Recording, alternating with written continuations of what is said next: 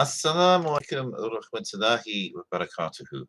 Welcome to today's Sunday reflections. In lieu of the Friday reflections I would have done normally on a Friday. Apologies for that. I was not feeling too well towards the end of last week.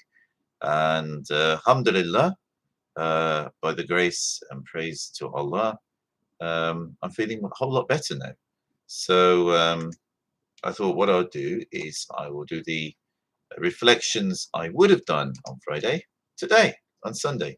And inshallah, I'll be back again tomorrow for my usual Sufi meditation. For those who are not aware, I was in Indonesia, not the week that's just gone, but the week before. So I missed out Friday reflections before that. It was just a bit too difficult to fit in with the itinerary that I had. And I was flying on Monday, so that's why there was no zikr. But here we are. Today, I would like to read to you from this very interesting book, the Irshad, Wisdom of a Sufi Master by Shaykh Muzaffer Ozak Al-Jerrahi, which was published in, let's see, 1988. So it goes back a bit. And I'm going to read from this book from page 421.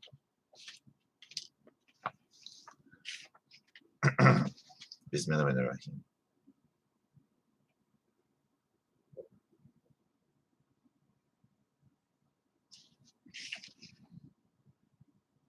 Limitations of the human mind.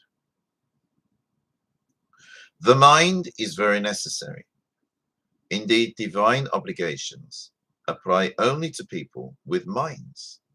But this does not mean we are capable of measuring everything with our own intellects. To make the situation beautifully clear, let us imagine a man who does not know where walnuts spring from, nor where pumpkin grows. Suppose we take a walnut and a pumpkin, asking him which comes from the tree and which grows in the ground. When he sees the huge trunk of the walnut tree, he will surely tell us that the pumpkin comes from up there and that the walnut grows some pumpkin roots. We have been given a mind with the ability to think and to comprehend, but it is impossible for us to escape from error or distinguish between good and evil unless we see things in the light of the Quran and obey the Prophet ﷺ, to whom Allah has given his help and guidance. So you see, in this example, to show the limitations of the human mind, the Sheikh points out about pumpkins, which of course are a fruit, and walnuts. Now, if a person didn't know, they might think that the pumpkin grows up high in the huge tree. Another example of this that I've done with my own children, I've asked them where pineapples grow and teased them, don't pineapples grow on pineapple trees? Now, of course, anybody who's seen a pineapple and how it grows knows it grows from a plant in the ground. But a lot of fruit grows from trees. So it's only natural, if you know that most fruit grows on trees, to think that such things as pineapples and pumpkins grow up in the tree. Unless you've seen it yourself and have accurate knowledge on it, you won't know. And this is the point that the Sheikh is making here. And it's okay, we can have a mind, but unless we understand where things come from, unless we've seen things for ourselves, we don't know. And this means all of us can be tricked. All of us. And that's no matter how educated we are. Because no matter how educated the person is, there's always something that they do not know about. Indeed, the most educated people, whether you go to people like Socrates, who is known as a great philosopher in the West, or many others, they say that to know is, the person who's really wise is the person who knows that they do not know. They know the limitations of their own knowledge. And similarly, the Shaykh here is talking about the limitations of the human mind.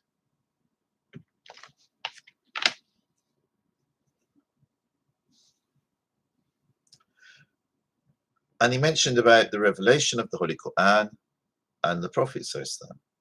Without the divine help and guidance, our mind, thought, and comprehension can apply only human standards of measurement, leading us to the pitiful condition of attributing our own importance to Allah, supposing Him to be incapable of things which actually cause Him no difficulty at all. If you do not know about, it's like this, look at this. Forget the divine aspect of this for a moment. This has got me thinking. Now, people are going out into space. And we measure space. How do we measure space? Do we measure it in centimeters or inches, meters or yards? We measure space in light years. That is the amount of time it takes light to travel. So that's the amount of distance that it takes light to travel within 1 year, which is actually a huge number. We cannot measure space in meters and centimeters. Even for this aspect of this physical universe, we cannot measure it using standards that we are familiar with. We have to use another standard of measurement. Now, how much does this apply even more so to when we are talking about things which are not of this physical universe? How can we measure the divine when we cannot even measure space using the same using the same standard of measurement that we use every day? How do we expect with our minds to measure the divine or anything related to that? It's clearly we cannot do it.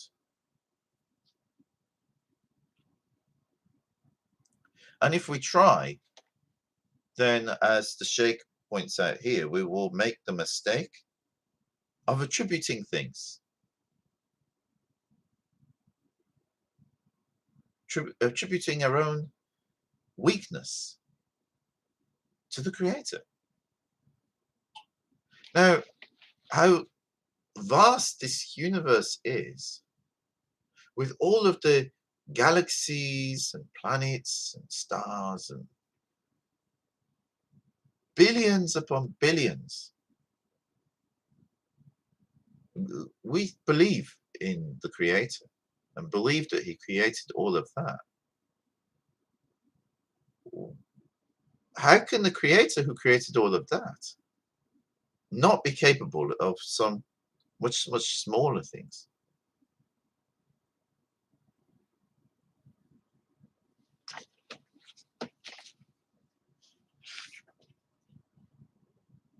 On the morning when our Master, the noble messenger, the Prophet Muhammad, peace be upon him, returned from his ascension, he went out to the sacred mosque, where he astonished the tribesmen of the Quraysh by telling them that he had spent part of the night visiting the heavens, the Al-Aqsa Mosque,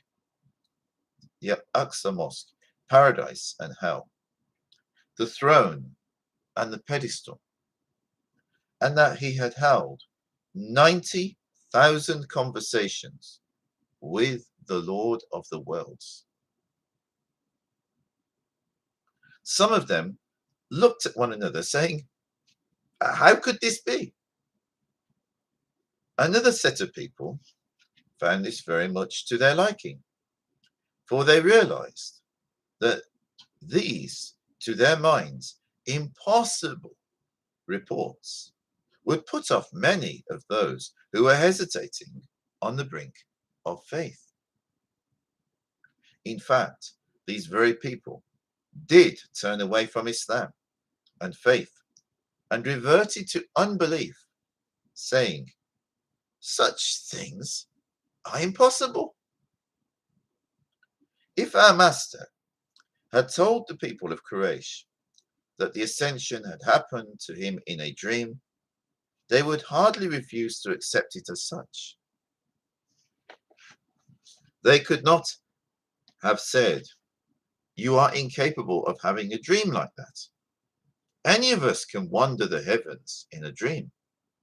We can touch the stars and do many other incredible things while dreaming. And no one will tell us that such visions are impossible." Although no one would or could have objected if our Master had told them his ascension was a dream. When they heard it is reported as a fact, even some of those who had become believers, they had embraced Islam, they rejected it. They abandoned their faith when our Master declared that in a moment of time he had traveled from Mecca to Jerusalem and from there up to heaven, returning to find his bed still warm after he had been shown paradise, hell, and a world of the hereafter,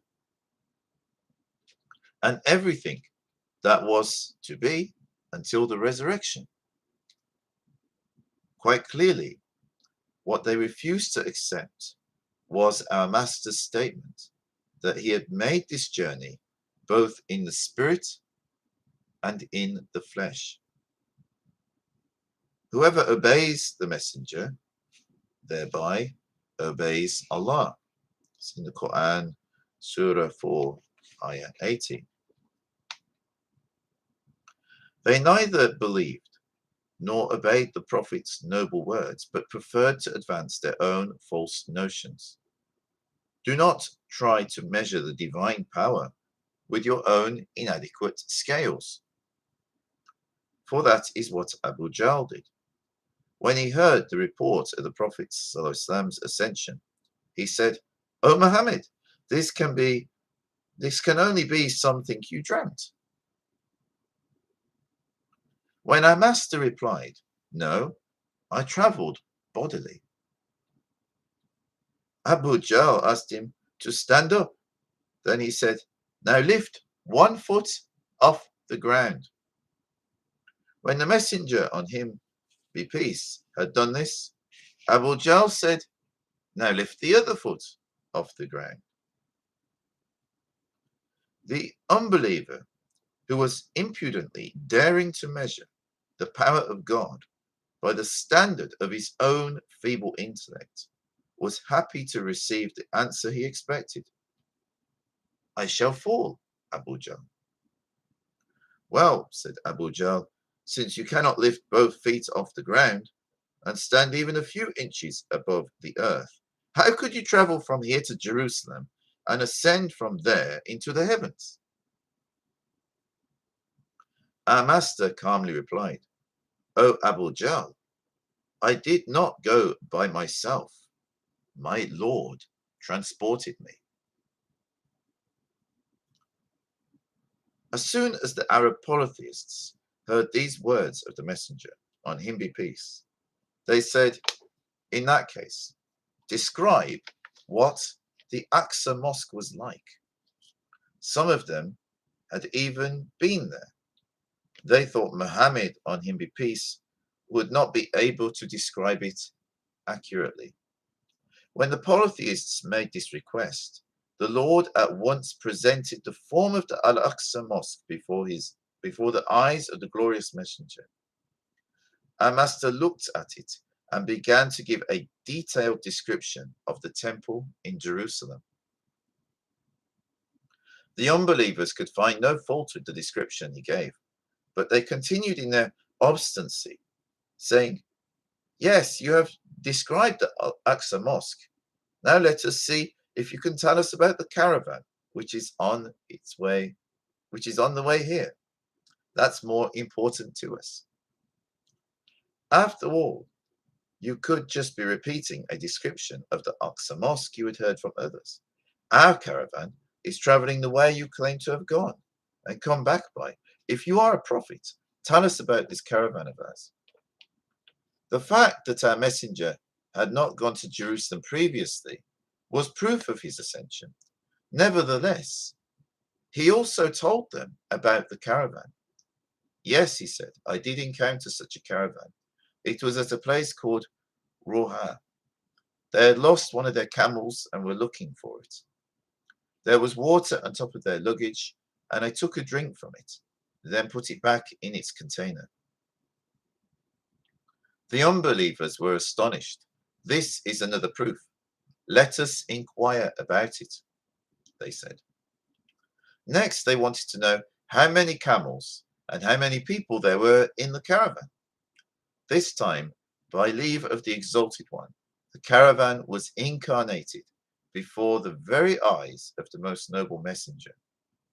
Our master counted the people and camels in it, saying, "There is a white camel in front, laden with 2 sacks containing certain articles. I noticed that the other camels were carrying such and such in their loads. They will enter Mecca at sunrise on such and such a day. This is further proof. We must check it out," said the unbelievers. Bismillah.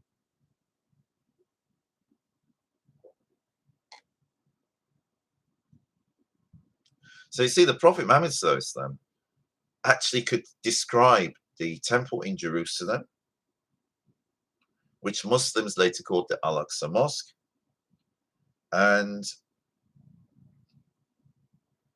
not only that, he could describe a caravan which was coming from there to Mecca. Now, the Prophet Muhammad Sallallahu had never been to Jerusalem previously, so how could he have described the Al-Aqsa Mosque? But more astonishingly, the Prophet Muhammad Sallallahu could describe this caravan which was coming from Mecca, so coming from Jerusalem to Mecca. How would you be able to tell that unless you had seen it? But still, the polytheists, they couldn't accept that. So they asked more things and more things and more things, not giving in. On the day when our master said the caravan would arrive, they assembled at the place called Sania and waited there, saying, "As soon as the sun rises, we will know him for a liar."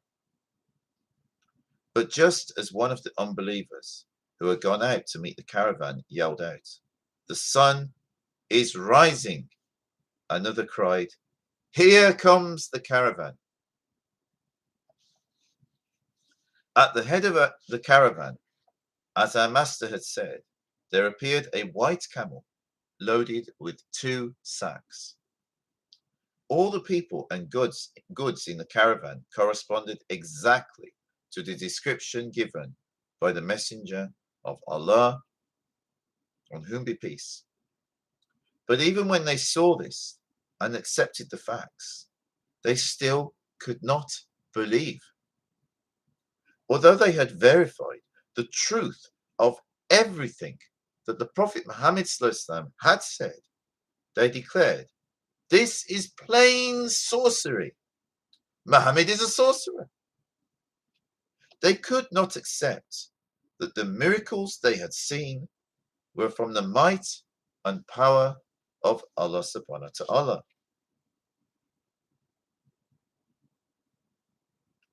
They remained in disbelief and error, stubbornly denying that Allah was the creator of these marvels miraculously performed by the Venerable Muhammad. Allah is the creator of miracles. Is he not capable of doing these things? Is it not possible for him to take a servant of his from Mecca to Jerusalem and thence up to the heavens? I mean, considering Allah subhanahu wa ta'ala created the heavens and the earth, so how can it not be possible for Allah to do this? Especially, I mean, it's understandable for people to question it. But when the Messenger of Allah could answer all of these questions about how Jerusalem looked and about this caravan coming from Jerusalem to Mecca, why doubt the very possibility that this could happen? I mean, for the creator of the heavens and the earth, who created the human beings, who created the earth, who created the universe, which is so vast that we do not know even what the limits of it are. Even with the most advanced telescopes that we've got, they're still seeing further and further. So we don't even know where this physical universe ends. And this was all created by Allah subhanahu wa ta'ala. How is it not possible for Allah to move one human being from Mecca to Jerusalem and up to the heavens? This for Allah is nothing. It's so incredibly easy.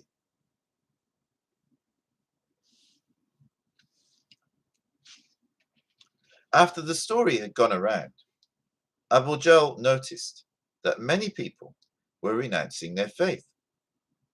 He came running to the house of Abu Bakr, the veracious, and said, "O son of Kahafa, have you heard the news? What is your friend Muhammad saying? He claims to have gone last night in a moment of time from Mecca to Jerusalem and thence up to heaven. He is giving incredibly strange and weird reports. Do you believe his words?" See, Abu Jahl, he thought this is his great opportunity to discredit the Messenger of Allah, to destroy Islam and the early Muslims. Without hesitation, the Venerable Abu Bakr said, "Did you hear these things from the man himself? Did Muhammad, on whom be peace, clearly say them?" Arrogantly sure of his own intelligence, the unbeliever Abu Jahl replied, "It would never cross my mind to invent such things. Of course, Muhammad, the trustworthy, is saying them." Then the Venerable Abu Bakr said, "In that case, I certainly do believe him. I believe every word he said, every sentence, every letter, so completely that I feel not one atom of doubt or hesitation in my heart, for he absolutely never tells a lie." How many Muslims today would say anything close to that? In that case, I certainly do believe him. I believe every word he said, every sentence, every letter, so completely that I feel not one atom of doubt or hesitation in my heart. For he absolutely never tells a lie.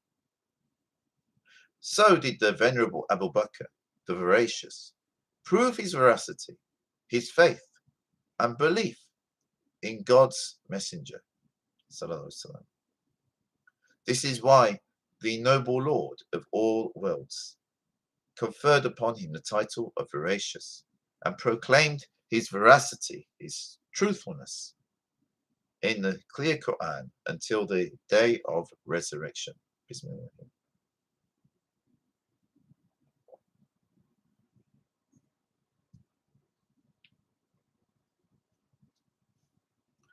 Shaykh Muzaffer says, both men were doubtless intelligent.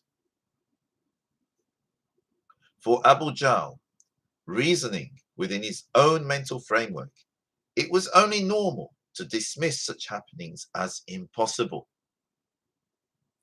His mind was not adequate for the task of comprehending the divine omnipotence.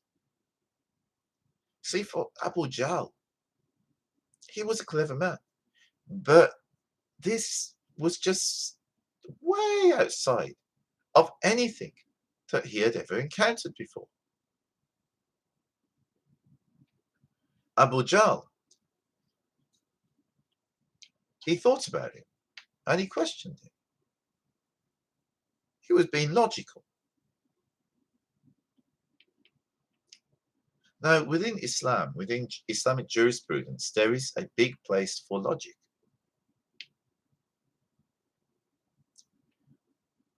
But this world and this universe is such that sometimes things happen which go against what we understand as logical. There are many mysteries. Now, that doesn't mean that we go around believing everything. But in this particular case, Muhammad SAW had been cross-questioned. And he given a description of the temple in Jerusalem that he had never visited, down to the minute details. And he'd given a description of a caravan that was coming from Jerusalem to Mecca. And again, down to minute details of things which were happening on that caravan and when that caravan would arrive in Mecca. How could he have known these things? There was no internet in those days. There was no mobile phones. There was nobody filming the caravan. He was given this knowledge by Allah subhanahu wa ta'ala in addition to whatever he witnessed when he traveled to Jerusalem. That's the only way he could have known.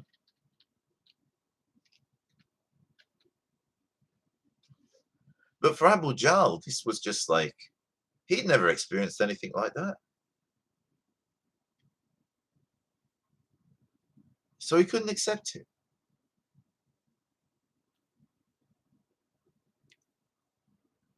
But for the Venerable Abu Bakr, he proved his intelligence by the excellence with which he accomplished the duties of the caliphate after the death of the Prophet ﷺ. He was aware, however, that he owed to Allah whatever knowledge of the divine power he had received through his study of the Quran and the light of submission to God, taught by God's messenger, Muhammad, on him be peace. A person who has been given intelligence, but not divine help and guidance, may take a rocket and go looking for Allah in space, only to come back saying, I saw nothing of the sort up there. And so denying the very power of Allah that enabled him to reach the heavens. Although such people are surrounded by God on every side, they are not and cannot be aware of him. See, wherever we look, whatever we see around us, behind that is the face of Allah. Behind everything. Behind the trees, behind the other people you see, behind all, everywhere you look, you're really looking at the face of Allah. But it's veiled. It's veiled by this dunya. which we have to live in for a time.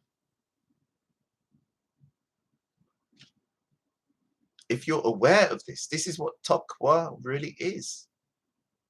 You become more conscious of Allah to the point that you realize you are never away from Allah. You are never alone. As Allah subhanahu wa ta'ala tells us in the Holy Quran, He is closer to us than the artery in our own neck.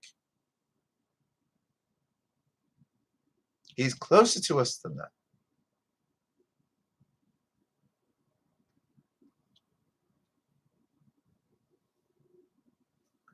Shaykh Muzaffer says, such people are like fishes, which know nothing of the water that completely surrounds them. If the little fish should ask the big fish, they say, the ocean exists. Suppose you show us. The big fish might reply, let us find a place outside the ocean from which I will be able to show you. For the fish, the sea is life. Just as a fish could not survive if it tried to see the ocean by getting outside of it, so there is nowhere outside of God for us to go and to look for Him. The power of Allah is all-encompassing. While the heedless go looking for Him in the sky, the wise know He is nearer to them than their own selves. They believe that God sees them, even if they do not see Him, and therefore live righteous lives. As for those whose minds enjoy divine help and guidance, they acknowledge God's power and majesty, even if they do not travel physically into space. Even if they cannot grasp and comprehend the extent of His power and majesty from the existence of every atom in the universe, thanks to this divinely aided and guided intelligence they have been given, they achieve peace of mind and spirit.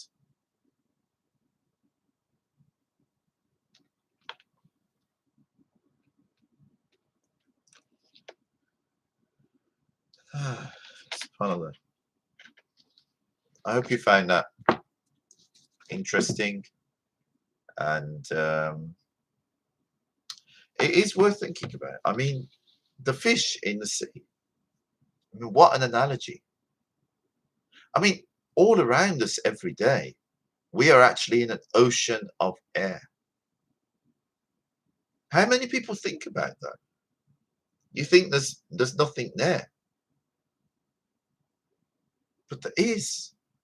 There's air. We are literally in an ocean of air. That's the atmosphere. But we don't even think about it. Similarly, if we were living in the sea as fish, we wouldn't think about the water which is surrounding us. It would just be, we're swimming and we don't realize there's water around us. It's just there, like the air is for us here. Well, Allah is kind of a bit like that. The presence of Allah is everywhere, inside and outside of us. So for Allah to do things which we do not expect and which do not normally happen under the normal everyday circumstances, but still it's very easy for Allah if Allah wants to do something that is different, because Allah created everything. Allah made the rules by which this universe is run by. If Allah wants to do something else, change something, it is very easy. But of course, Allah doesn't do these things very often. But that doesn't mean they never happen. And either way, we should have an open mind. Even when it comes to the sciences,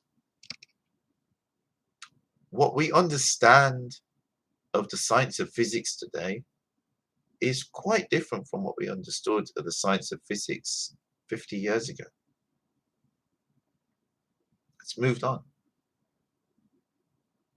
The more people study any particular field, the more that they will find out, which previous generations of people did not know. Today there is talk about wormholes, which is the folding of space-time and being able to pass information or maybe even a spaceship through a wormhole,